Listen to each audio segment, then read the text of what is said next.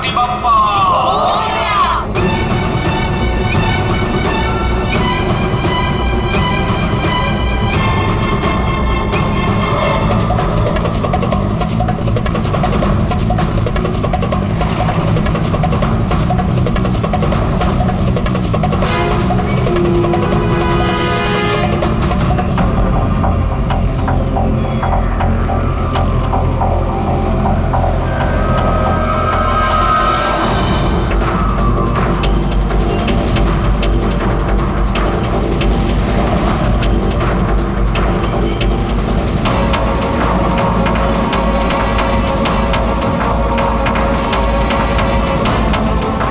गायब हो गया ये। मुझे किसी भी हाल में विनोद को ढूंढना ही होगा।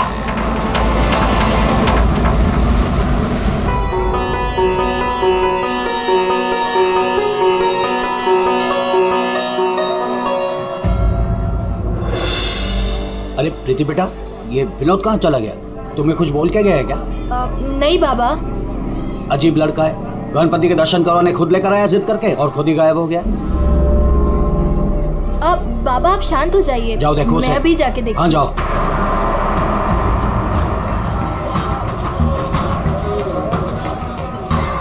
ये फोन भी नहीं उठा रहे हैं।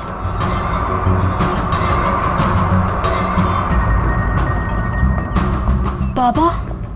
हेलो प्रीति, अरे बेटा कहाँ हो तुम? हाँ मैं घर तक आई हूँ विनोद भैया को लेने। बस 2 मिनट में उन्हें लेकर आ रही हूँ। बेटा देखो आरती का वक्त हो रहा है, तुम विनोद को लेकर जल्दी आ जाओ। भैया।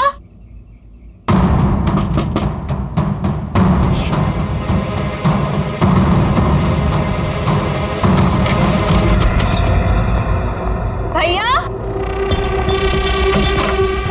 भैया।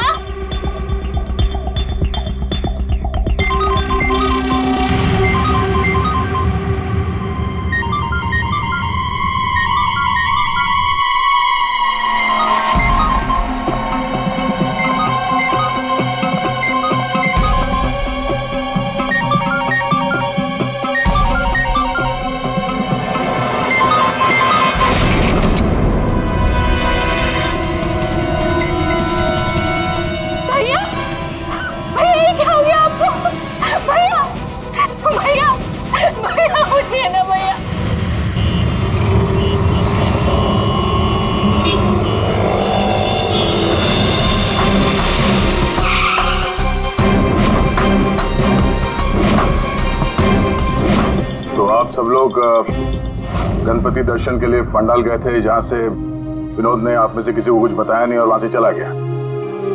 जी। अच्छा, आप लोगों में से किसी ने विनोद को वहाँ पंडाल में किसी से बात करते हुए देखा था? जी नहीं सर, हम लोगों को तो पता भी नहीं चला कि भैया अचानक से कहाँ चले गए। 3 महीने पहले ही उसे बहुत ही अच्छी जगह नौकरी मिली थी, बहुत खुश था वो। खैर आदाब बाबा, अभी आप चिंता मत करो, मैं हूं ना। सर क्या हो गया ये? विनोद का तो किसी ने खून कर दिया। अब मुझे वो सच्चाई कौन बताएगा जो सिर्फ विनोद ही बता सकता था।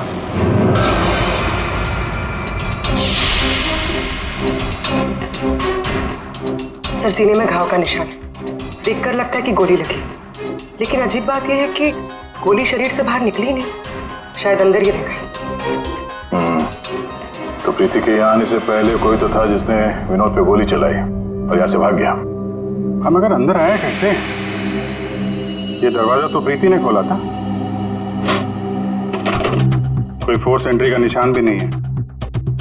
उन्हीं अंदर आया कैसे? 10 मिनट। विनोद जब घर आया और प्रीति ने दरवाजा खोल के जब इसकी लाश देखी, इसके बीच में सिर्फ 10 मिनट का फर्क है और इतना ही टाइम खूनी के पास भी था। अभिजीत, कहीं ऐसा तो नहीं कि उस खूनी ने विनोद के ऊपर हमला किया यहाँ घर के बाद और विनोद की मौत हुई घर के अंदर जाने के बाद? नहीं सर, जब विनोद आया था तो मैंने उसे देखा था, वो बिल्कुल ठीक था और उसे चोट भी नहीं लगी थी। तो आखिरी बार विनोद को आपने देखा था? शायद। आप कौन है? अब ये इनकी पड़ोसन है। और आप कौन है? मैं सपना, प्रीति और विनोद की दोस्त। सर,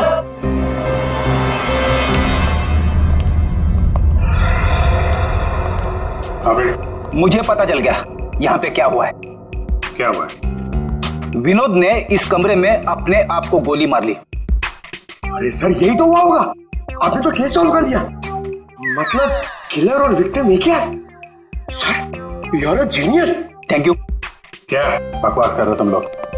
इसने अपने आप को गोली मारी तो गन कहाँ है? इसकी आत्मा लेके चली गई क्या? ये तो यहाँ पड़ा हुआ है। गोली तो चली है, लेकिन किसी और के हाथ से।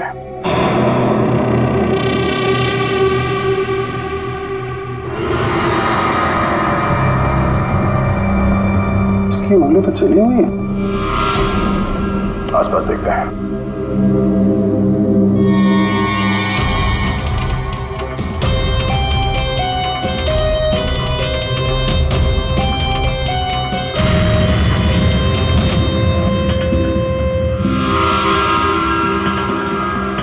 चली हुई थी।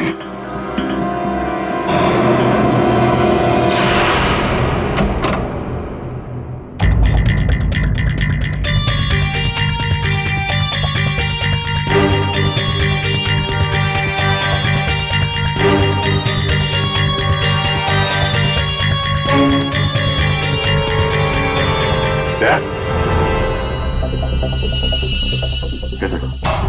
कागज जलाए गए हैं। शायद इस विनोद ने जलाया होगा, तभी उसकी उंगली जल गई। है क्या इस कागज में?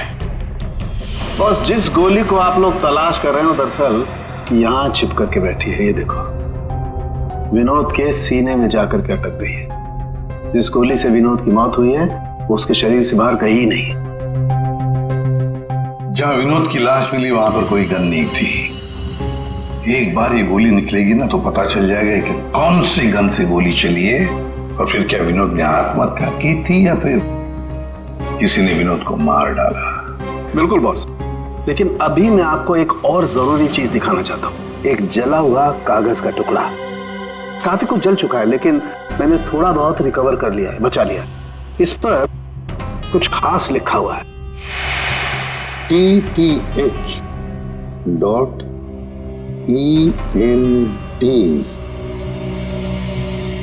क्या हो सकता है सर ये?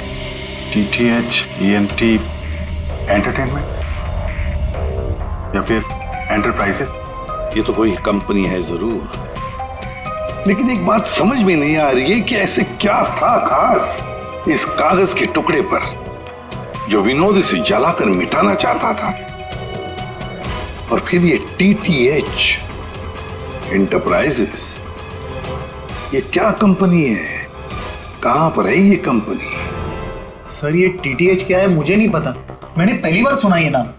विनोद की लाश के पास से हमें एक जला हुआ कागज मिला था, उस पर TTH लिखा था। विनोद आपकी कंपनी में काम करता था, तो हमें ऐसा लगता है कि TTH का और आपकी कंपनी से कोई ना कोई कनेक्शन जरूर है। विनोद का खून हो गया, उसके बारे में कुछ पता है आपको? देखिए सर, सर एक सेकंड सर, मैं बताता हूँ आपको। सर, सुभाष सर तो एक नेक दिल इंसान है। ये शायद आपको वो बात नहीं बता पाएंगे। वो बात? कौन सी बात?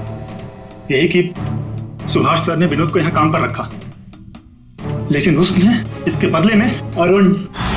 सर प्लीज मुझे कहने दीजिए। सर, विनोद यहाँ पिछले 1 महीने से काम पर नहीं आया। लेकिन विनोद के पिता ने हमसे कहा कि वो हर रोज उसे ऑफिस के बाहर छोड़ के जाते थे। हाँ सर, लेकिन वो अंदर नहीं आता था, और उसके ना आने की वजह से सर आपको पता है सुभाष सर का कितने का नुकसान हुआ है। विनोद को लेकर तुम्हारे अंदर काफी गुस्सा है, हाँ? तुम हो कौन और ये तुम्हारे चेहरे पे क्या हुआ? सर, मैं अरुण, मैं यहाँ पे काम करता हूँ। सर, एक दिन मैंने विनोद को ऑफिस के बाहर पकड़ लिया था, जब उसके पिताजी उसे ऑफिस के बाहर छोड़कर जा रहे थे। सर, मैंने उसे बहुत सुनाया, यहाँ तक कि उसको ऑफिस ना आने के लिए भी मैंने उसको बहुत कुछ कहा। सर, लेकिन उसने मुझसे लड़ाई कर ली। और ये उसी की वजह से हुआ है ये।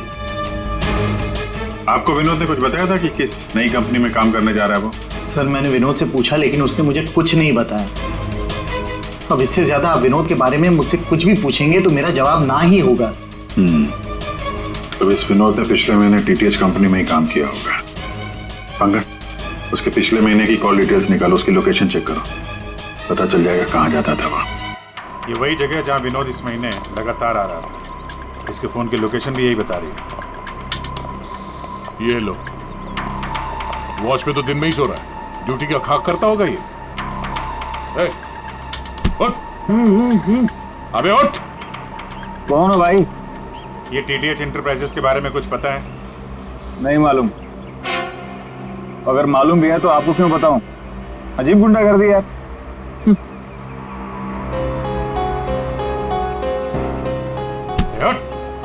क्या है? सीआईडी से हम लोग। उठ। Sorry sir. ड्यूटी के वक्त सोता है? सॉरी सर, गलती हो गई सर। सर ये टीटीएच का ऑफिस इसी बिल्डिंग में। इसे पहचानते हो? साहब ये तो विनोद साहब हैं। ये टीटीएच कंपनी में काम करते हैं। कौन कौन काम करता है इस ऑफिस में? साहब और लोगों को तो नहीं पता, विनोद साहब को आते जाते देखा है मैंने। साहब कोई बात है क्या? कल एक मैडम आई थी, विनोद साहब के बारे में पूछताछ कर रही थी, और आज आप लोग आए हैं। कौन? क्या नाम है, कुछ मालूम है? हमने उनका नाम तो नहीं पूछा, लेकिन मैडम बहुत सुंदर थी।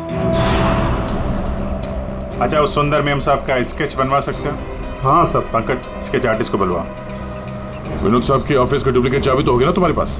हाँ सर। लो। ड्यूटी के वक्त सोना नहीं, समझे? अब नहीं सोऊंगा साहब। ये गार्ड कुछ अजीब सा बिहेव कर रहा था।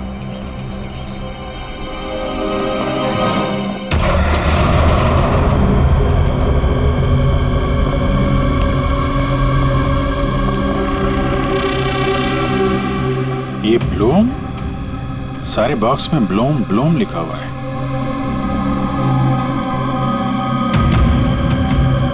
है क्या इस बॉक्स में?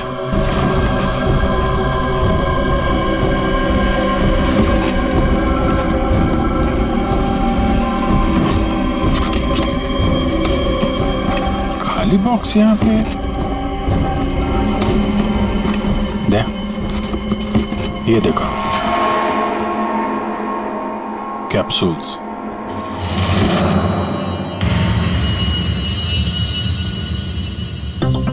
कहीं ये विनोद मेडिसिन वगैरह तो नहीं सप्लाई करता था?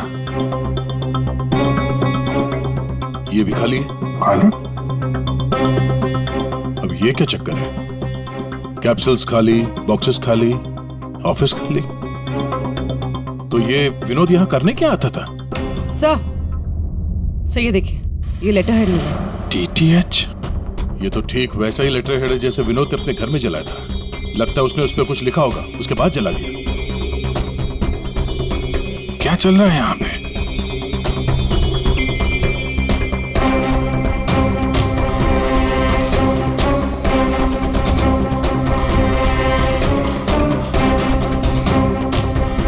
सर?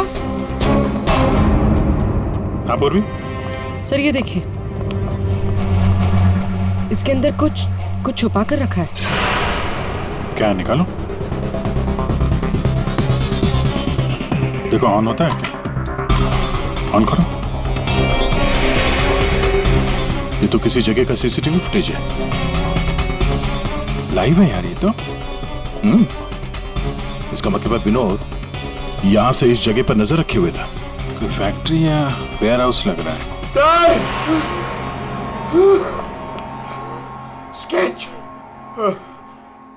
आखिर ये लड़की है कौन और क्यों पड़ी थी विनोद के पीछे? बस विनोद के शरीर में, उसकी छाती के पास में जो गोलियां में मिली है, विनोद की मौत उस गोली से नहीं हुई। क्या? ये तो क्या बोल रहा है सारुण के? अगर उस बुलेट से मौत नहीं हुई विनोद की तो फिर कैसे? देखो बॉस, मौत कैसे हुई ये तो पता नहीं, लेकिन उस गोली से नहीं। देखो, जब गोली शरीर के अंदर घुसती है तो बहुत ज्यादा स्पीड में आती है, लगभग 700 किलोमीटर पर सेकंड की स्पीड से, और उसके सामने जो भी चीज आती है उसे डैमेज करती हुई जाती है। लेकिन विनोद की बॉडी में ऐसा कोई डैमेज नहीं है। ये गोली जहां पर मिली है उसके आसपास के टिश्यूज भी डैमेज नहीं है। ये कैसे हो सकता है? एक और बात, ये देखते हुए टुकड़े, हाँ, ये टुकड़े मुझे वहां से मिले जहां विनोद को गोली लगी थी, उस घाव के पास में से। है क्या ये? कैसे पहुंच गए? अब ये तो पता नहीं है, लेकिन ऐसे बहुत सारे टुकड़े हैं। इन सबको जोड़ना पड़ेगा, फिर देखना पड़ेगा कि टुकड़े कहां से आए, ये टुकड़े हैं किस चीज के। हेलो, क्या?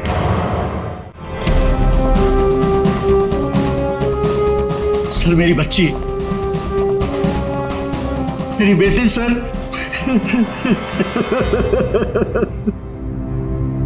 आपकी बेटी प्रीति कब गायब हो गई? आज शौक सभा रखी थी, उसके बाद पता नहीं प्रीति कहाँ चली गई। तो आपने उसका फोन नहीं ट्राई किया? किया था, लेकिन उसका फोन स्विच ऑफ आ रहा है। पहले बेटे का खून होता है और अब बेटी गायब हो गई। कोई तो है जो इनके परिवार को नुकसान पहुंचा रहा है। आपने बताया कि आपके घर पे शोक सभा थी तो काफी लोग आए थे, तो उन सब के बीच में से आपकी बेटी प्रीति गायब हो गई और आप लोगों को पता नहीं चला? और वहां पे जितने लोग थे उन लोगों ने कुछ नहीं देखा? पूर्वी जरा चेक करो, इनके घर के आसपास कोई सीसीटीवी कैमरा वगैरह लगा है क्या? शायद फुटेज से पता चल जाए। सर, ये कौन सी विपत्ति टूट पड़ी है सर मेरे परिवार पर। पहले मेरे बच्चे का खून हो गया और अब मेरी बच्ची नहीं मिल रही है सर, मेरी बच्ची।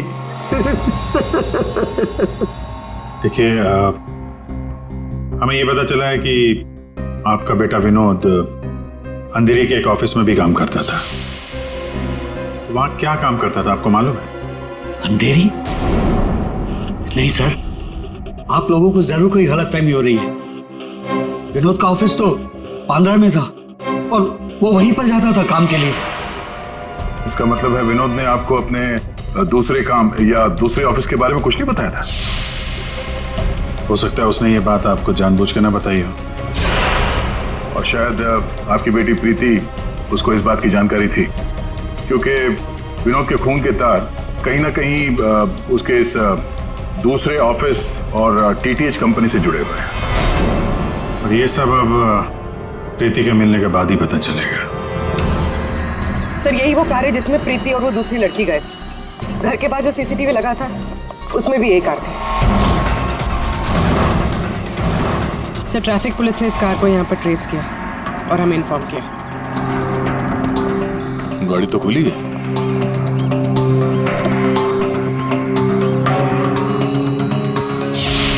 ओह नो, डैशबोर्ड पे खून है। सर, हो सकता है प्रीति के साथ हाथापाई हुई हो और ये खून उसी का हो। बड़ी अजीब जगह है सर, हो सकता है कि प्रीति को यहीं कहीं आसपास रखा हो।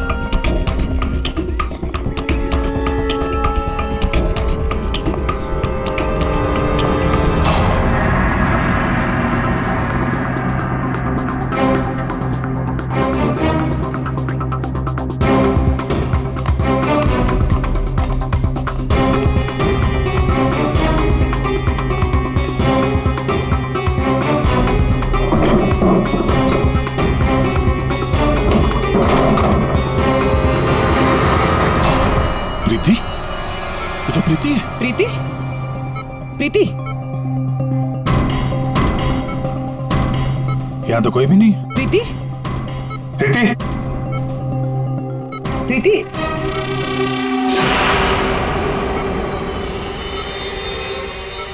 ऐसे कोई नशीली दवाई दी गई है जिसकी वजह से इसकी हालत है।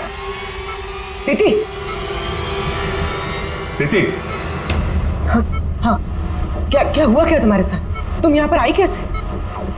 वो एक लड़की आई थी भैया की शोक सभा में, वो ही मुझे यहाँ लेकर आई। उसने मुझे कहा कि भैया का एक पैकेट है उसके पास, वो मुझे देना चाहती थी।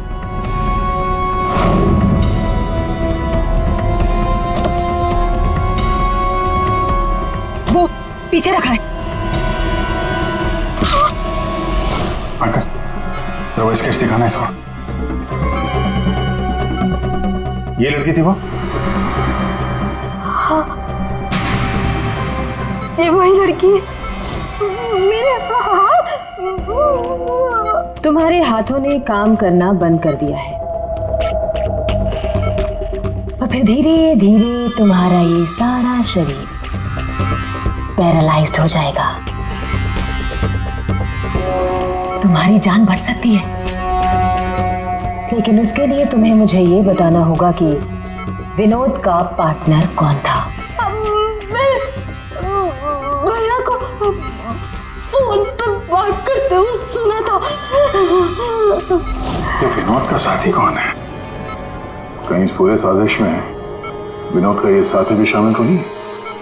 तो वो औरत विनोद के पार्टनर को क्यों ढूंढ रही थी? तुमने बताया कि विनोद ने किसी फैक्ट्री के बाहर उसके साथी को मिलने के लिए बुलाया था। तो कहीं ये वही जगह तो नहीं जो हमने सीसीटीवी फुटेज में देखा था उस विनोद के लैपटॉप में? जब विनोद उस आदमी से फोन पे बात कर रहा था तो तुमने कुछ सुना था? कुछ याद आता है? कोई नाम, कोई जगह का नाम?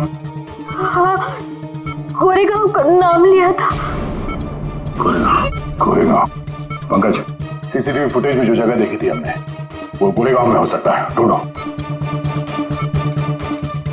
फैक्ट्री, ये लड़की और अब विनोद का साथी, केस तो उलझता ही जा रहा है।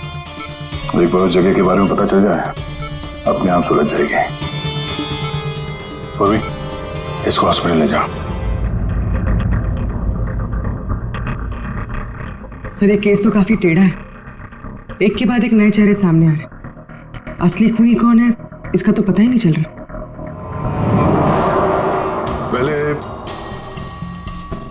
इस विनोद का खून कर दिया जाता है, वो भी एक बंद घर के अंदर। ना कोई गवाह, ना कोई सबूत। इस विनोद के बारे में पता करते हैं तो यह पता चलता है कि वो एक नहीं दो नौकरियां करता है और इसके घर वालों को उसके बारे में कुछ नहीं पता।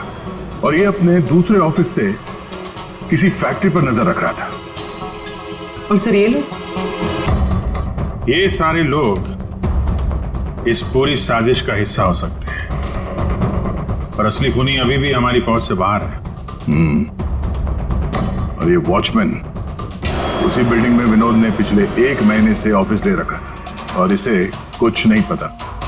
विनोद ने पैसे देकर मुंह बंद कर दिया था इसका।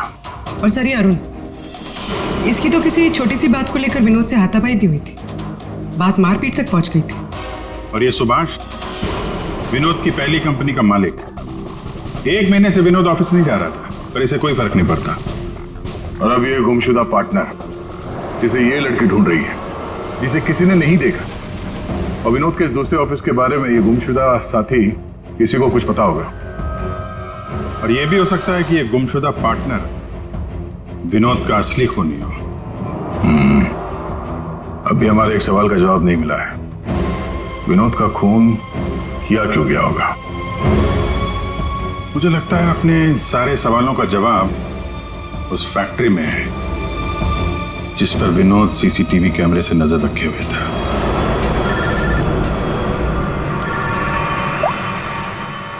हाँ पंकज, क्या फैक्ट्री का पता चल गया? ग्रेट।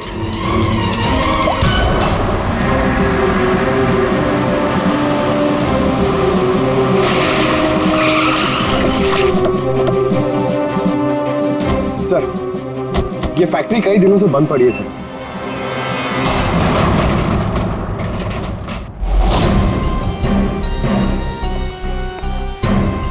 नो एंट्री का बोर्ड, तो कैमरा यहीं कहीं होगा, इधर होगा।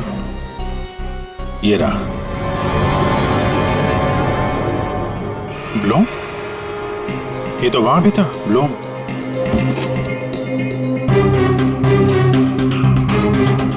सर, ये तो वही कैप्सूल्स है जो हमें विनोद के ऑफिस में दिखे थे।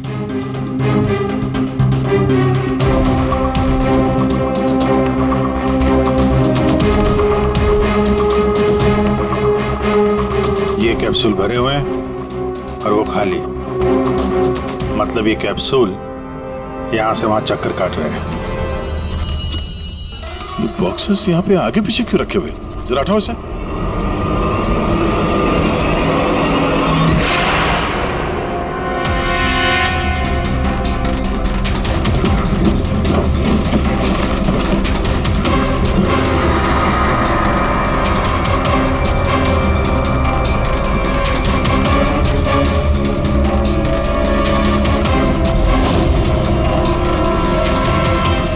कौन हो सकती है लड़की?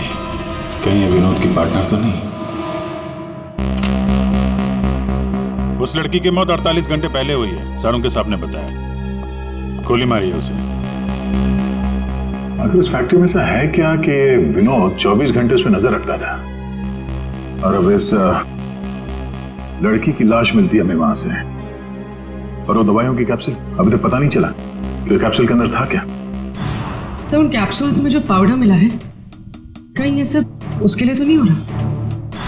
मगर सिर्फ एक पाउडर के लिए कोई किसी की जान क्यों ले ले? ऐसा क्या है खास उस पाउडर में?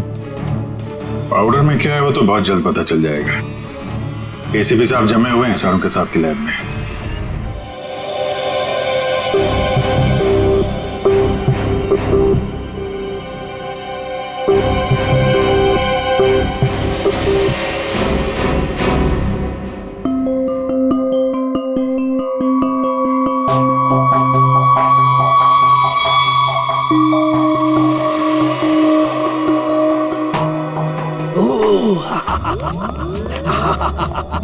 ओ मोना, ओ टोना।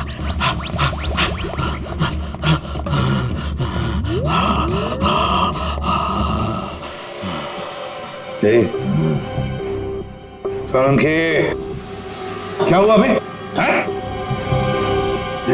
थी क्या? ये एक तरह की नशीली दवाई है। तो ये बात है। और ये देखो, ये इसकी पैकेजिंग एकदम असली है। तेरा कहने का मतलब है कि नकली दवाइयां असली पैकेजिंग में हैं? और हाँ, याद आया, तुम पूछ रहे थे ना विनोद उस गोली से क्यों नहीं मरा जो उसके सीने में थी। हाँ, मैंने पता कर लिया बॉस, वो उससे क्यों नहीं मरा। ये देखो, दरअसल विनोद एक सिक्योरिटी गार्ड था। जिस टाइम वो सिक्योरिटी गार्ड था 6 साल पहले, वहां पर एक रॉबरी हुई। रॉबरी में इसे गोली लगी। डॉक्टर ने ऑपरेशन किया लेकिन गोली अंदर ही रहने दी। गोली निकालता तो विनोद की जान को खतरा था। यार सालुंकी, फिर वही सवाल, अगर विनोद इस गोली से नहीं मरा तो फिर मरा कैसे? बस याद है, मैंने आपको कुछ सफेद सफेद चांदी के टुकड़े दिखाए थे। बॉस, मैंने उस सारे टुकड़े जोड़े, ये देखो, ये बना। यार सालुंकी, ये तो कोई चांदी का सिक्का लगता है, सिल्वर कॉइन नहीं है।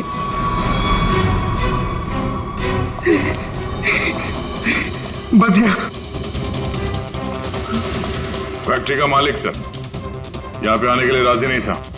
अपने तरीके से समझाया तो मान गया बेचारा। देखिए सर, ये गलत है। मेरा हाथ नहीं हिल रहा, गर्दन नहीं मुड़ रही। ये कोई तरीका नहीं है समझाने का। अब ना समझ को दया इसी तरह से समझाता है, समझे? अब बताओ, क्या चल रहा है तुम्हारी फैक्ट्री में? बताओ जल्दी। सर, मैं अपने फैक्ट्री में नकली मेडिसिन बनाता था और उसे मार्केट में बेचता था। इसके लिए मुझे अच्छे पैसे मिलते थे सर। लेकिन कोई था जो मेरी फैक्ट्री से दवाइयां चुराता था। इसीलिए मैंने एक लड़की को काम पे लगाया, ये पता करने के लिए कि ये चोरी के पीछे है कौन। लड़की को? कौन है ये लड़की?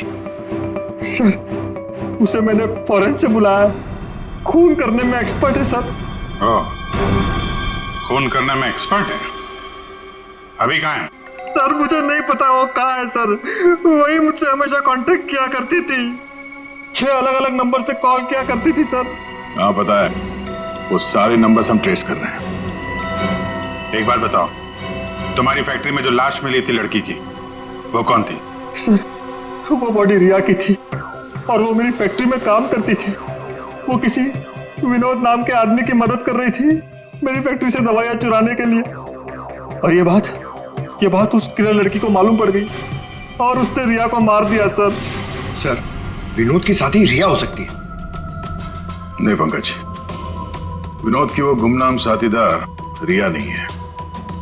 क्यों सर? क्योंकि जो लड़की विनोद के साथीदार की तलाश में है उसने रिया को 2 दिन पहले मारा और इस प्रीति को आज ही किडनैप किया। अगर ये रिया विनोद की पार्टनर होती तो ये लड़की प्रीति से विनोद के उस जोड़ीदार के बारे में नहीं पूछती। मतलब सर, वो लड़की अभी भी विनोद के साथी की तलाश कर रही है? सर, वो किलर लड़की ने जो 6 अलग अलग नंबर से इस विवेक को कॉल किए थे उनमें से सारे नंबर्स ऑफ आ रहे थे, लेकिन अभी एक नंबर एक्टिवेट हुआ है, सिर्फ 1 मिनट के लिए। तो फिर जरूर इस लड़की ने किसी के साथ बात करने के लिए ये नंबर ऑन किया है।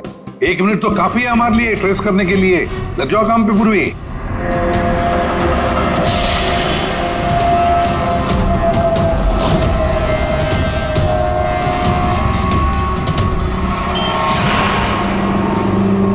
वो किले लड़की अभी अभी अंदर गई है मेरे सामने से।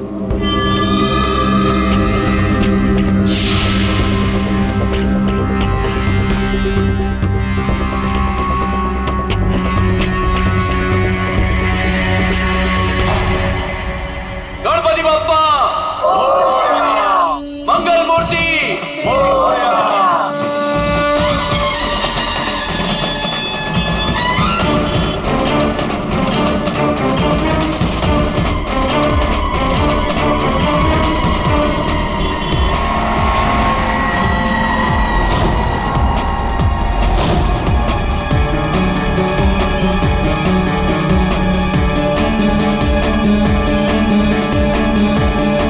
सपना अभी अभी अंदर गई है।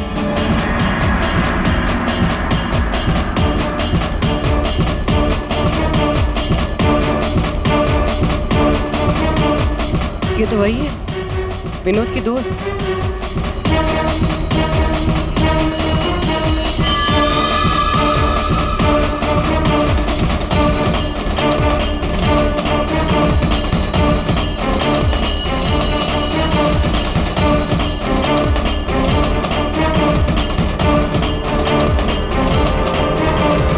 इसमें मैं सारा माल लाई हूँ।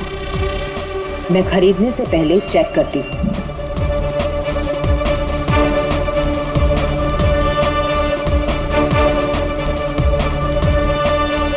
पंकज, एक काम करो, वो लड़की के पास जो बैग है ना, उसको छीन के भागो वहां से। अरे सर, ये क्या कह रहे हैं आप? बैग लेके भागूंगा तो किलर बाद में मारेंगे, पब्लिक पकड़ के मारेंगे मुझे। जितना कह रहा हूं उतना करो। बैग छीनो और भागो वहां से, जल्दी। मुझे पैसे दो ताकि मैं यहाँ से जा सकूं।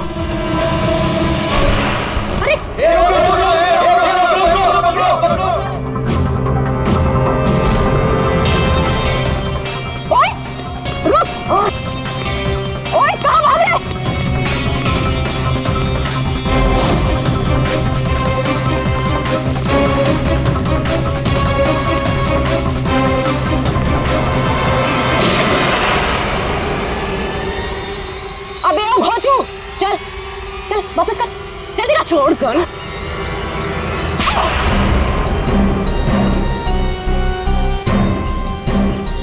तुमने पैसों के लालच में अपने दोस्त की बलि दे दी, खून कर दिया उसका। ठीक गलत है। मैं और विनोद तो साथ में काम किया करते थे। मैं रिया की हेल्प से नकली दवाइयां चुराती थी और विनोद नकली दवाइयों को बॉस तक पहुंचाता था। और इस काम के लिए बॉस हमें ढेर सारे पैसे देते थे। कौन है तुम्हारा बॉस? सब वो तो हमें नहीं पता, क्योंकि विनोद ही उनसे डील किया करता था। प्लान बहुत अच्छा था। विनोद को रास्ते से हटाकर नकली दवाइयों का धंधा खुद चलाना। मेरा विनोद की मौत से कोई लेना देना नहीं। हाँ, सच है कि उसकी हत्या के बाद मैं थोड़ा डर जरूर गई थी, और इसीलिए जितना भी माल मेरे पास बचा था सबको बेचकर मैं ये शहर छोड़ना चाहती थी, और इसीलिए मैं यहाँ पर आई थी। और तुम तो मौका ढूंढ रही थी ना विनोद को मारने का, इसीलिए रखा गया था ना तुम्हें। नहीं सर, विनोद को मार के मुझे क्या मिलेगा? बल्कि मैं तो विनोद से वो चुराई गई दवाइयों के बारे में भी नहीं पूछ पाई। उससे पहले उसका खून हो गया। अच्छा, तुमने नहीं मारा, तुमने भी नहीं मारा, तो अपने आप मर गया वो। आपने हमें यहाँ क्यों बुलाया सर? क्योंकि आप सबके पास विनोद को मारने का एक कारण है, और उसके लिए आप विनोद का खून कर सकते हैं।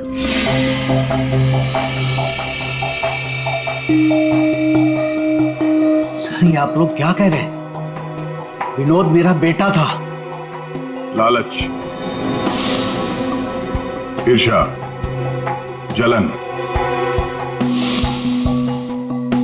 बदला, गुस्सा, इतने सारे कारण थे आप लोगों के पास विनोद का खून करने के लिए। सर, विनोद मेरा भाई था, हम क्यों मारेंगे उसे? आप लोगों को विनोद भैया का कातिल नहीं मिल रहा, इसलिए आप लोग हमें फंसाने के लिए कहानी बना रहे हैं। विनोद का खून हमें मिल चुका है। विनोद का खून एक सिल्वर कॉइन से हुआ है, एक चांदी के सिक्के से, और ये है वो चांदी का सिक्का। सर, इस चांदी के सिक्के से? इससे कोई किसी को कैसे मार सकता है? जी हाँ, हमें भी यही लगता था कि एक चांदी के सिक्के से कोई किसी की जान कैसे ले सकता है, लेकिन हमारे फोरेंसिक सर्जन डॉक्टर साळुंखे, उन्होंने जब इसे अच्छी तरह से देखा तो उन्हें मिला इस कॉइन के अंदर एक छोटा सा छेद, और उस छेद के अंदर था एक बॉम्ब।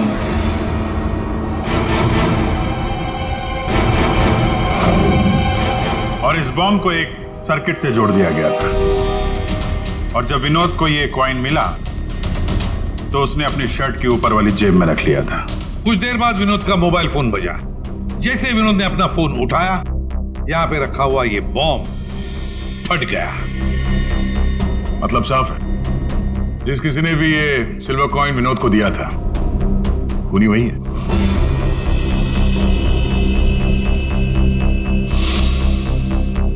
किसने दिया होगा ये कॉइन? सर, कौन है खूनी? खूनी आप सब में से कोई एक है। वैसे भी यहां पे जितने लोग मौजूद हैं, आप सबको विनोद जानता भी तो था।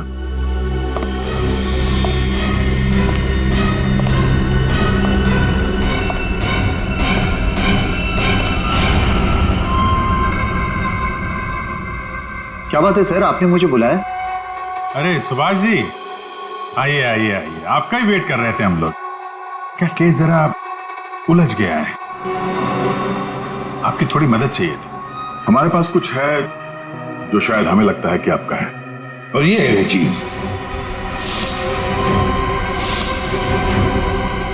आप पहचानते हैं इसे?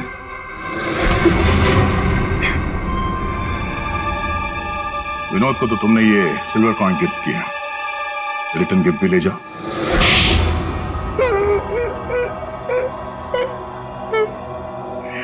मुझे पता चला कि विवेक अपनी फैक्ट्री में नकली दवाइयां बनाकर बहुत पैसे बना रहा था, तो मैंने सोचा क्यों ना विवेक की फैक्ट्री से नकली दवाइयां चुरा कर मैं भी पैसे बनाऊं। इसके लिए मुझे एक आदमी की जरूरत थी जो उसकी फैक्ट्री से ये दवाइयां चुरा सके। विनोद ये काम कर सकता था, लेकिन विनोद मुझे धोखा देने की सोच रहा था। मुझे पता चल गया था कि उसने किसी और के साथ डील कर ली थी, इसीलिए मुझे उसे रास्ते से हटाना पड़ा। और इस बात का अंदाजा विवेक को था, इसीलिए उसने इस सोनाली को हायर किया। जो बम तुमने विनोद को लगाया था, उसमें अमोनियम नाइट्रेट नाम का केमिकल था, और हमें पता है ये केमिकल तुम बनाते और बेचते हो। तुमने तो लिस्ट दी थी, याद है? नकली दवाइयां बाजार में लाकर लाखों लोगों की जिंदगी के साथ खिलवाड़ किया है तुम लोगों ने। ऐसे जुर्म के लिए सिर्फ एक ही सजा है, फांसी।